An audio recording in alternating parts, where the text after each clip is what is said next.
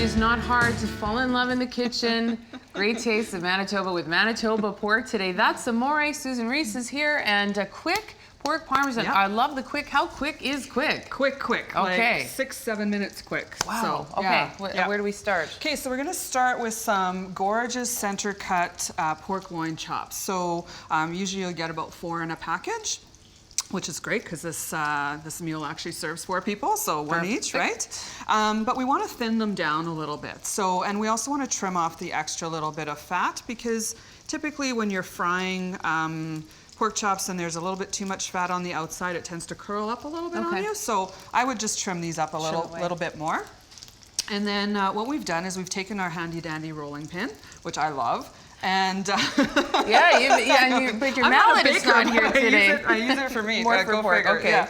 And we want to roll it thin to about 1/4 inch. Okay, so that it's going to just cook a lot faster. It looks like it took a lot of work to get it that, because those are thick. It didn't. It took like minutes. You just got to put a little effort into it. Okay, fair enough. But then you can also use the quick fry, I guess, too, right? Yes. So if you don't want to bother with the rolling pin, definitely you can find fast fry pork chops, and just know that you'll probably have to buy, an extra package or whatever to get the same amount of pork. All right.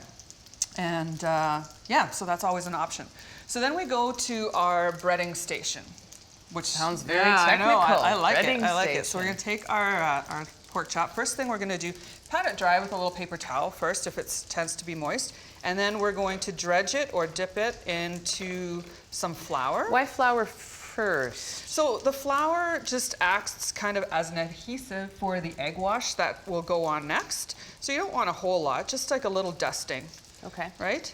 Then we're going to go to our egg wash, which you can make just from straight egg. Whisk up some egg, or add a little bit of water or a little bit of milk, or neither if you want. Straight up egg? Yep, straight up egg. Dip that in. Just let the rest sort of drip off a little bit. And then comes our breading. Now what's in that? So this is an Italian breadcrumb that I bought, seasoned breadcrumbs. You can get them already just made like that right at the store.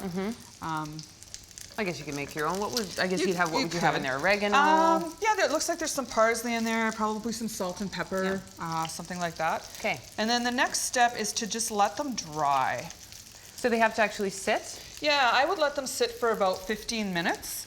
And that just helps the breading stay on, so it adheres better when you fry in the pan. And this is what they, kind of come out looking like. Right. So we're frying in some canola oil, and you want to make sure that you're using enough oil because that's a key to getting a nice brown color on the chops. We've also added just a little pad of butter. I like the richness of the flavor. When you add a little bit of butter in, I wouldn't fry in straight butter. I've never heard anybody say, butter's no good. I don't want any butter, thanks. Yeah, and like I say, they literally take about 2 to 3 minutes aside. That's so fast. And that's it, super fast.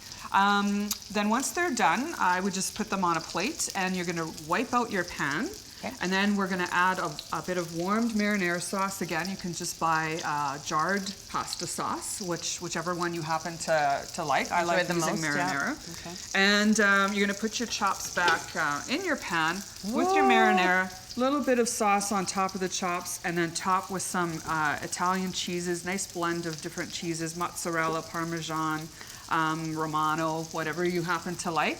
And put the lid on, let that cheese melt, and garnish with a little bit of parsley, which you may do if you like. Thank you. Like when you open that lid, it was like this heart-stopping moment of, I don't even know, like it's probably, a combination of everything that's in here, but man, does that smell good. I'm so hungry. I'm getting hungrier by the second. All right, so that was super quick. Yeah, super quick. And we would just serve that with maybe some gnocchi, just for something different, rather than pasta, or, whatever. Whatever, just eat it whatever out of you the like. pan.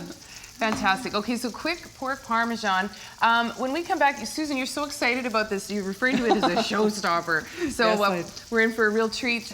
Please stay with us. Great Taste of Manitoba. We'll be right back.